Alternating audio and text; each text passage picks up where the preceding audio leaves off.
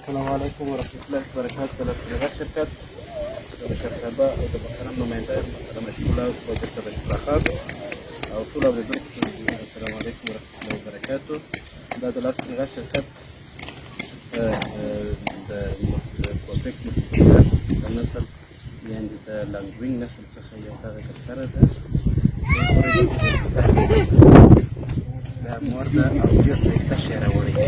یعنې تاسې ورته وګورئ دا د 2 میاشتې کړکۍ چې 2 میاشتې لا ماتې شوه چې پرانه کې تقریبا 15 یعنې داسې ورځې کېږي.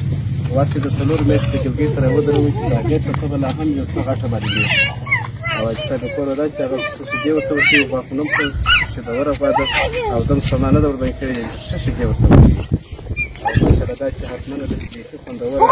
یعنې د هلمند په دغه ګرمۍ کې چې 15 درجې ګرمي ده دلته خو الحمدلله نه مرغړي لري نه بل شی لري او داسې ښه نه تیګار نه بل شی ښه خوندور یعنې د ګرمۍ او د ټولو امراضو بلکې یوازینی مقاوم تخم چې دی هغه کوفکس ملټیبلیار دی او دا چې دی د شیدو دپاره یعنې که څوک غواړي چې د شیدو ښه تولید ولري هغه د کوفکس ملټیبلیار تخمونه خپل غواو ته ولګوي تر څو ښځینه نسل راوړي او داسې خوندور شی دی.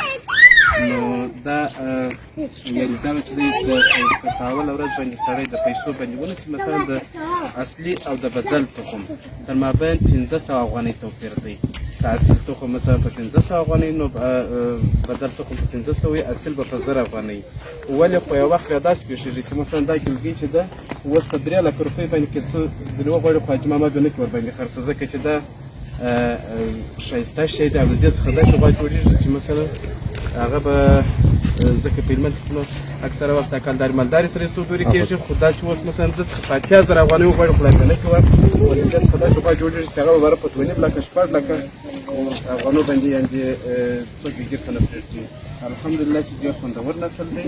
نو د لاسپنغه شرکت د مشرتابه او د محترم نماینده څخه یوه نړۍ مننه چې زموږ دپاره چې زموږ د مالدارۍ د نسل د اصلاح لپاره د مختلفو هېوادونو څخه ښه نسلونه او شیان راته ورېدی. د دوی څخه یوه نړۍ مننه چې زموږ د مالدارۍ د نسل په اصلاح کې زموږ سره ډېر کومک او هڅه کوي.